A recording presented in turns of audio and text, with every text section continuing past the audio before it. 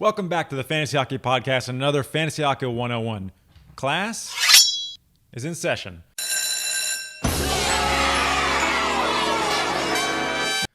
This time we're going to be talking about extreme strategies. So these are the ideas of punting categories in season long. You know what? I'm not going to wear these. You don't need them. We don't need them today. Punting goalies and punting defensemen. So these are different separate topics. Punting categories obviously only really affects roto leagues and cats leagues, not points leagues. This is the idea of, let's say you have standard Yahoo categories. That'll be goals, assists, plus minus, power play points, shots, and hits. If you punt plus minus, that means you're essentially not taking it into effect when you evaluate a player. And we typically recommend, if you do have plus minus, which you shouldn't at this point, that you punt that category, you ignore that category because it's fairly unpredictable week to week, and it's not fun. It's not a fun category to be thinking about to begin with. So punting categories will be the first topic. The second topic is actually going to be fun. I mix these up. Will be punting defensemen, as it's more common. This is the idea of leaving a spot open. So if you have 4 defensemen spots, leaving one empty with the idea of an extra bench spot for forwards. Now, this strategy tends to work better on more balanced weeks. So it's not something you'd see a lot of in weeks that like we've had where it's no games and then tons of games. It works better when every day has somewhere between 6 and 10 games, so that you can actually not lose starts by this, because starts are the key to everything, really, when it comes to when you have leagues that are not capped on the amount of starts per week. And then lastly, we'll talk about punting goalies, which this is more common in points leagues, depending on how your breakdown is. You can do it in cats leagues, but you kind of have to know what you're doing. And there's sort of variations on how to handle that. So let's go ahead and start with punting on a category. I'm gonna jump back into data. Now, I don't really necessarily have an example, but I'll give you an idea of what could be done here. This is our standard league that Gamby and I play in together. It's our most competitive league, and the cats that we like to play with. This is a cats league, not a points league. Our goals, assists, PIMs, power play points, shots on goal, hits, blocks, wins, goal against average, and save percentage. Although we actually are going to be changing this next season. Goal against will be going away. Saves will be a category. So this is going to change. We've just decided that it's not a great it's not like average leagues are fine or whatever, but I think saves just gives it a little bit more variance, and we'll get into the idea of punting goalies and how that sort of concept has changed this particular league and kind of changed our ideas of what we like in goalie categories. So first of all, as you can see here, I'm getting just demolished in PIMs this week. Now, the idea of punting a category with 7 skater categories, getting rid of one, like just ignoring one, is a solid strategy, especially if it's something that people pay a lot of attention to. I actually see this happen more often with negative PIM. And in a negative PIM category league, people tend to really, really avoid these PIM players because they want to be able to be efficient in all categories that they have. I don't think that's necessarily a viable. I mean, it's definitely a viable strategy, but I don't think it's necessarily the best strategy. Marchand is an amazing player in tons of categories, but if you have negative PIMs, he's really bad about that. It's really good if you actually have PIMs as a positive stat like we do here. But let's assume these PIMs were negative. I think ignoring that and targeting high PIM players like Evander Kane, like, Dustin Byfuglien, may he rest in peace, like Brad Marchand, they really play to that strength quite well. On the other hand, you can just ignore PIMs entirely and go after your point getters and your shots, hitters, and blockers, and not worry about. So this team that I'm looking at here on my side, I really, with the exception of Brady Tkachuk, I don't have a ton of penalty guys. Mikkel Rath, can you believe I have Mikkel Rath on my team? He is a last-minute streamer spot, as Lawson Krause, who I did stream in for hits, is not going to play. Mikkel Rath has the best chance of getting hits for me where I am struggling. But I actually have a chance. But beyond, so let's ignore the fact that I have him. I basically have Nurse and Tkachuk as my PIM guys. If I don't get PIMs and Svechnikov to an extent, that's all right. But but I'm not fully punting on this team with PIMs. If we go ahead and look at our league team stats, we can actually see if people are punting on that category. I feel like PIM is the most likely one we punted on. So here we go. This team here, as you can see, there is literally no PIM guy on here. Hornquist, you could argue, I guess, but he's actually, of course, he got 7 PIMs in his last game. He's not the biggest PIM. He's not like a power PIM player.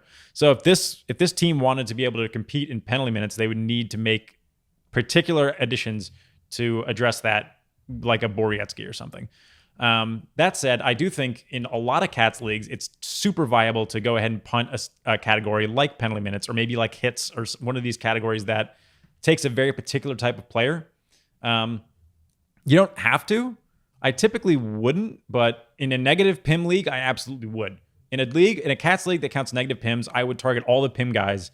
Just totally know I'm going to lose that negative PIM category every week, but also know that I'm going to have a very strong team because my guys are going to be very good in every other aspect. My teams tend to go goal heavy, so you could say I'm punting assists. I'm not really. I mean, I feel like assists kind of come with goals that didn't go in a lot of cases. So, but that said, I do wind up, as you can see from team stats, I haven't been doing really well in goals or assists in this league so far, but really good in peripherals. So I do tend to have goal first teams. It's just how I like to play. I like to play shot first, goal first teams, and then hope that I get the assists. That's how I like to structure my teams. There's a bunch of ways to address that. You can go with assists first, but then typically goals and shots go together, so you're winding up getting 2 cats by targeting goal guys. So, and blocks. Blocks is actually a very interesting and kind of leads right in to what I'd be talking about next, as far as our next concept, which would be the concept of punting defensemen. So in this league, what gives defensemen their most value is blocks. We count blocks, and because of that, this is one of the rare times when I would maybe intentionally run an extra defenseman. As you can see here, my opponent, unfortunately for him, he had a couple of his defensemen go out, but now he is actually running an empty defenseman slot for tonight, which this doesn't really count because this isn't a long-term play, but this is because he's trying to run extra goalies to, I guess, chase me down. He's definitely going to get probably going to get wins due to the extra goalie starts. It looks like he's trying to chase me down. I don't think it's realistic for him to be able to catch me here. I guess it's possible, but it looks like he's moved out to add here. An extra player on my team, or on this league, that tends to do this a lot is this team here. I'm sure Dale will be listening to this. He's completely punting goalies. We'll get to that later. But he's also been very lax about running that third defenseman slot. As a result, he's winning blocks somehow, but I think that's because, he had Dahan in here earlier. Typically, he will drop this stat, the block stat, just because he's not running that extra defenseman, which is fine. So he's 2-4 in blocks, but it's a known thing that he's doing. He's trying to stack forwards to get more value for the rest of his categories. So he winds up being very difficult to beat in goals, assists, power play points, shots, and hits, and PIMs. So he's basically got 6 stats he's going after and punting 1. Although in this week, as we mentioned already, he didn't quite do that. But we'll talk about the goalies later. But I think in a lot of leagues, especially points leagues, punting or leaving a defenseman slot open on balanced weeks is like very, very viable. So I'm going to jump in over here and go to the off nights tool. As you can see here, this week, this is the following, the week of the 25th. This is another week where this strategy may not work out so well. You basically have to look into your team because there's so many. See these grade slates are heavy game nights. There's too many of them to make punting a defenseman viable. Probably you're probably going to want that defenseman slot because it's going to add you starts. But as you look throughout future weeks, where a lot of them aren't balanced, are they? This season has really been heavy on the Tuesday, Thursday, Saturday slates, but this one's pretty good.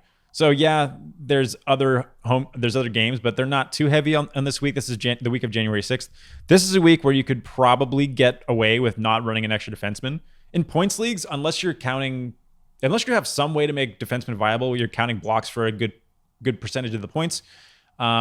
It's almost in a lot of leagues, you're going to be better off, even on the heavier nights, not having all of your defensemen, unless you have very solid defensemen.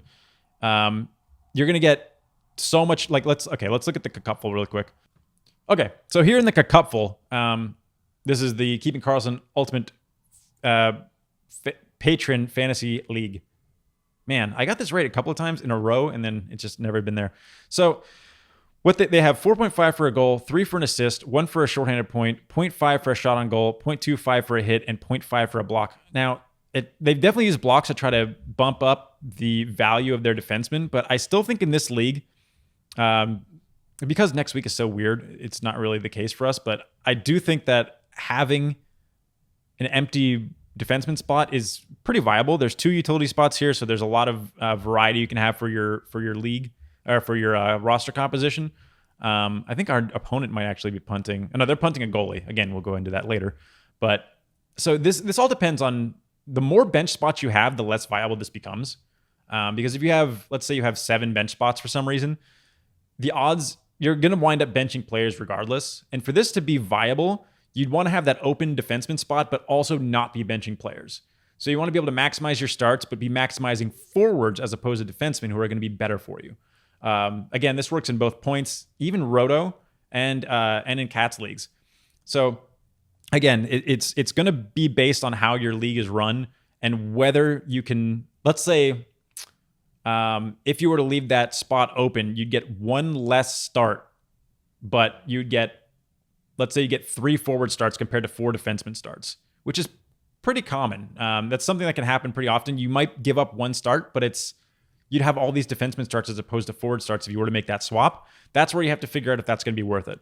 Is a defenseman, an extra game out of a defenseman worth more than 3 games from your replacement level forwards? And forwards typically, and not even typically, just always, for the most part, unless you have a very strange roster composition, are going to be deeper. You got like guys like Mikheyev over here, who's been pretty good just in general. You look at defense, like the top defenseman, and this is a points forward league, is Ben Sherratt, who's, he's not, and then Chara, like these guys have been good-ish lately, but I'm just looking here and I see, Andre Palat, who's going to be in better shape. And that's another thing. Forwards, they shift around the roster more than defensemen. You don't really see top power play guys change that much. And that's what you need for a defenseman, especially in a points league, to be viable. You need at least some power play exposure and good minutes. With forwards, it happens all the time. They move up and down lines. There are, injuries that happen. That can happen to, if you're trying to shift the guy into that top power play, there's 4 players that could be injured that could make that switch. For a defenseman, there's only one. There's typically only one defenseman that will get injured that will change the composition of the top power play. So all these things kind of make it so that, you got Wayne Simmons down here, Anders Lee. You've got a lot of these guys, I just mentioned him, Wayne Simmons. All these guys, Boone Jenner, all have, they should be in your head as like guys that have done something. Brett Connolly's been pretty good lately.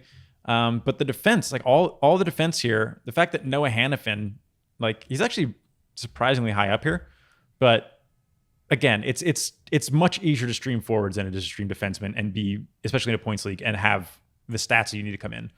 In Cats leagues, I think it holds a little bit less weight, especially if you have blocks. If you don't have blocks, then it's actually probably even better in a Cats league. But in a blocks league, if you want to be able to be competitive in blocks, you probably need to have all 4 at least defenseman slots. If you're punting blocks, you can punt a defenseman depending on if you can get those starts. So that's where it all breaks down. You want to be able to make sure you get your starts. And if you can get your starts from forwards, they're almost always better than starts from defensemen, with a few notable exceptions like Brent Burns. All right, so let's finally get into talking about punting goalies. This is almost certainly only a points league move, typically. Although I'll explain a way that you can use this in a Cats league. So we can see here in the cupful, our opponent has only John Gibson, has an empty slot, and is using that to stream in more guys as skaters. Now, this makes sense. If you look at what we have here, we have Lundqvist, who is actually, let's just look at our team view here for the season. Stats, season. Okay. So for the season, Lundqvist, 71 points on the season. That is lower than everybody on our team, basically, that's been here for the whole season. The notable exceptions are Logan Brown, who's played like 4 games. Well, he's played 5 games. Good for him. And a couple of, whatever. It doesn't matter. And Alex Galchenyuk, who's been injured. Basically, our injured players are the only ones that have scored less than Lundqvist. So why are we holding Lundqvist? And that's actually a question that we've posed to each other a couple of times. Now, Lundqvist can have good games, but he can also have poor games. And I don't think there's a reason for us to be holding him long term, except for the fact that the schedule hasn't really allowed us to drop Lundqvist and be able to make up extra starts, really. So it hasn't mattered.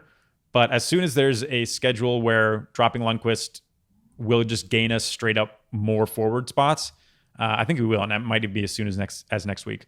So look in your points leagues. If your defensemen if your goalies aren't keeping up with everybody else, then they're better off as streamers. Part of the reason that Lundqvist is not as good is because look at these big stretches of not playing. When he's benched, and there's so many goalies that are on timeshare this season, they're getting you nothing. But in a points league, that still matters. You're not looking at averages. You're looking at volume. You want them playing. And if they're not playing, especially if they're not winning or getting you points, then they don't hold value like that. And they're better off just being streamed in and out as appropriate. Like a James Reimer. We could stream in James Reimer for today, who's playing against Detroit, who's a good streamer option. That's how you work in goalies in a lot of points leagues, because they vary a lot. They need to have that extra bump in value because they play less games than all the skaters. So you need to be able to make them, at the end of the season, like we have Hellebuck here, who's a volume starter. He's closer into like our better players as far as point value. But that's because he plays so much volume and he's been amazing. He's been ridiculous and plays a bunch of volume. So he's like an outlier. But for the most part, anybody that has a timeshare, I just don't see why you'd hold on to them, even if they're good. You're better off just streaming in good options on nights that you can get that extra bunch of points all at once, because that's how goalies work. They either give you a lot or they give you nothing in points leagues. In Cats leagues, so let's jump back over to our Cats league here. So let's look back at that team that's been punting goalies. Okay. So what he did here, what he's been playing. Now, this is a 4-start minimum league, so this is very unviable in this league. I think what he's doing is insane, but I appreciate the effort, as this takes a lot of effort to pull off properly. You need to be paying a lot of attention to this league. What he intends to do, and there's actually another team doing this, I think, in this league. Let me see if I can find him. This team is also doing the same thing, which makes it easier when there's 2 teams doing it because you have better goalies available on the wire. So what's happening here is this team is streaming in goalies if the opponent's goalies struggle early. So that's the plan. Now, in most leagues, you have 3-start minimum, where this becomes much easier to do. So what you do is basically you either drop your goalies early or maybe hold on to 1 and try to maximize your forward starts. And then if your opponent's goalies play poorly, and especially if you have nothing, then you add in good goalies, or at least the best you can find, to try to stab into the weakness that they've already shown you. Now, again, this is really hard to do because basically you'd be on Sunday night or Monday, if you have instant ads, you'd be adding players, dropping your goalies to maximize your starts for the week. And then as the week goes on, you essentially reverse that and try to catch back up in hitting your minimums for your goalies. So it takes a lot of effort. Although, what I will say is in leagues that only have 3-start minimum, which is probably every league, most leagues, I think ours is one of the few that has 4, because we kind of wanted to avoid this. It was such a thing last season. Although now I just think it's fine. If you are an average league, which means you have wins, goal against average, and save percentage, even if you have shutouts involved, I just think shutouts are so unpredictable that I wouldn't bother with them. The idea of having 1 solid goalie and then just leaving the other spot empty is very viable. In fact, I ran that strategy quite a bit last season when we had 3-start minimum in an averages league. It gives you that extra spot to have a defenseman or a forward. Probably a forward, as we've already discussed. In almost all leagues, forwards are going to be more valuable than defensemen and are easier to stream, as we've already discussed. So the idea of only having 1 goalie and then adding another one if necessary, I really love that strategy for averages leagues. So especially if you have a volume starter like Hellebuck, you can rely on Hellbuck to get you your minimums by himself, which just leaves you an extra spot to swarm starts. If streaming properly, you should be able to get 4 starts on your opponent from that extra spot, at least. So that's super valuable at forwards. I mean, you're talking about, look at these start counts, 41, 47. An extra 4 starts is 10% more or so. And you apply that across what you'd expect to get from these players, you can really make up some difference. Of course, you're giving up wins potentially, but if you're in an averages league, you're not giving up your averages. So that's part of the reason why we added 4 min start, because we wanted to make sure people had to hold 2 goalies, which people just essentially punted entirely. And the more I think about it, the less I like that. I think if you want to run 1 goalie and you want to, put a little extra effort into making sure you hit your minimums every week, that's fine. That's a strategy. And I think it was a mistake for us to go to 4 minimums this week. If I did an averages league again, I would just leave it at 3. And if people want to play that strategy, they want to play a no goal strategy, good for them. Like it's tough to do properly and it's risky. But the rewards are pretty good if you can pull it off. So that said, I still wanted to give goalies a little bit more value, because I think the idea of starting 1 goalie is so strong. If you get a good, if this 12-team league, you only really need a top 12 goalie, which you'll probably draft, and then you don't need anybody else. You can stream in. And a top 12 goalie is going to be solid. So I really do think it's a very viable strategy. I would be doing it in most leagues like that, most averages leagues going forward. And just streaming in when I need the extra option. But we wanted to give some value to goalies in this next season, and that's why we're doing wins, saves, and save percentage. And I think that's more of a balanced approach. You'll still have guys like this that may intentionally fully punt and sacrifice their goalies for skaters, which is an interesting option. And I don't hate it. It's tough to really build a lead. It'll be tough to catch. If you have a bad week, it's going to be really rough to catch back up, because you're going to be punting these 3 categories or more, however many you have. But I have seen a lot of leagues where you have 7 skater categories and 2 goalie categories. In those leagues, maybe you punt goalies entirely. In points leagues where you have a shallow bench, maybe you punt goalies entirely. In fact, in a points league, if I didn't get goalies I wanted early, and the bench is less than maybe 4, I would at least consider punting goalies entirely, especially if a lot of leagues, they don't balance. I think in points leagues, balancing goalies against skaters is probably the hardest thing to properly do. And most leagues do it wrong. And if it's done wrong and goalies are undervalued, you don't need goalies. As crazy as it sounds, leaving open roster spots doesn't mean your team is bad or team is broken or you've done something wrong. All that matters is you win your weeks. And this is what we're here to help you do. We're here to help you win your weeks. And I think that the idea of punting goalies is one way you can do it. So in decreasing or increasing order of extremeness, I think punting categories is super common. I think it's a little bit more well known than these other 2 ideas, but it's still doesn't happen all the time. I think plus minus should go away entirely. But if you have that stat, that would be the first one I ignore. You can sometimes you get guys that you shouldn't be able to get cheaper, like a Dahlin or even a McDavid would fall in these leagues because he's on such a bad team back in the day. Although I haven't paid attention to his plus minus lately. I'm sure it's good this season. But yeah, so the idea of being able to, the reason I hated plus minus beyond the fact that it's not a good category and it's not indicative of a lot is that plus minus devalues good players on bad teams. And the whole concept behind fantasy in general is the player. You want to kind of separate the player from the team as much as you can. That's the goal. Otherwise, what are we doing here? We're just essentially rooting for a team. So goalies have always been the hardest to kind of separate that, because what is a goal against average? It's more of a team category. Is a save percentage more of a team category? Is a win more of a team category? It's like goalies are kind of the nebulous ones. But for forwards and defensemen, really want to separate them as much as possible. Plus minus doesn't allow you to do that. I would argue the same for Corsi 4 and all that, because that all leads into where are they starting, where their zone starts. I don't want to have a guy be worth less on my league because he's good defensively, so they deploy him defensively and he gets shots against. Like, it's just, I don't like that. So plus minus, bad. But if I did have it, I would punt it.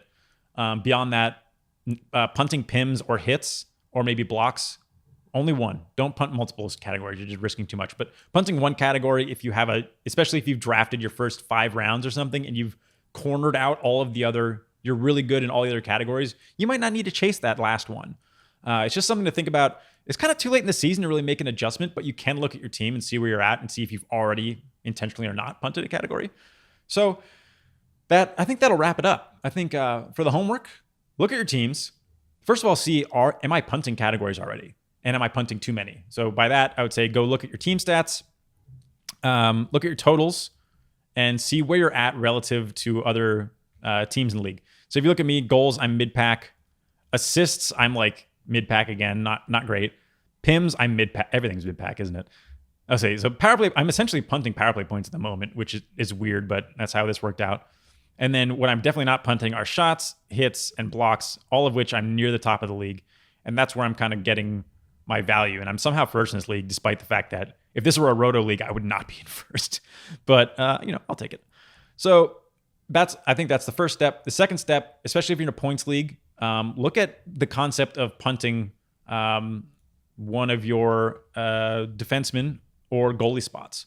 I feel like we hear very, very often in averages league the idea of holding a third or even fourth goalie. I would never hold 3 goalies in an averages league unless you have a 4-start minimum or something. You're losing too much up front for very little. All you're doing is essentially chasing wins, maybe shutouts if you have shutouts. But having 3 goalies is not going to help your save percentage and goal against average. I mean, yes, you'll be able to pick better matchups, but you can do that via streaming typically by getting the correct backups on good schedules. And it's just not worth it for a long-term hold. You wind up kind of handcuffing yourself to an extra goalie. In fact, we can see that in our league right now. One of these teams is if I were in their position, I would be trying to trade, but you're trading from a position of weakness in that they have Gibson, Bishop, and Rask. Great goalies, but what do you do here? He's not really gaining a whole lot. In fact, let's take a look. I mean, he's got Rask, so he's probably doing pretty well as far as the goalie stats are concerned. But let's take a quick look at his goaltender totals. He's got Rask, so he actually is just dominating. But the funny thing is, even with 3 goalies, he's a mid-pack wins team, and that would be the category that he should be excelling at. So just by virtue of having Bishop and Rask, he's already dominating. Gibson is actually his odd man out, and really, like, crazy as it sounds, he's better off dropping Gibson. I mean, trading is the ideal solution, but if everybody knew that him holding Gibson is just net bad for his team, which it is, although this is a 4-start minimum league, let's assume it wasn't, he'd be better off dropping Gibson and running, an extra spot, another bench spot for forwards and defensemen. So I really don't like the idea of holding multiple goalies unless you have a tandem and you think somebody's going to take over. Like the idea of drafting. I think drafting a handcuff in an averages league is interesting. Riddick and Talbot beginning of the season and then dropping Talbot. That would have been something you could do. You could have been holding Koskinen and Smith and then dumping Smith eventually, although he's still starting about half. But so these are all options. That said, as the season goes on, come playoffs, you should not be running 3 goaltenders in any 3 minimum start averages league. It's just, it's not going to help you. And then for defense, again, this really depends on your league. In standard Yahoo Cats leagues, I would not run a bench defenseman for sure. For sure. There's just no reason. Only on certain weeks is that going to benefit you where, you'll be able to find an extra spots multiple times to slot in a defenseman where you may not have been able to slot in a forward. But for the most part, that extra defenseman is just another player you have that is not as good as your worst forward, most likely. So unless you have even if you have stacked defense, I feel like that 5th defenseman, that bench defenseman is almost certainly not going to be worth it unless you have blocks. Blocks, I feel like it's the only way to really, or defenseman points in ESPN leagues are really the only way to make bench defensemen super viable. Now, I don't want to say go out and immediately just shed all your defensemen, but if your 5th defenseman is really strong, then maybe that's great. But you really don't want to be holding on to tons of extra defensemen unless you have blocks. Or you have big hitting defensemen, or like your role players are all defensemen or something. So it takes a specific type of league. In most points leagues, holding a bench defenseman usually isn't worth it.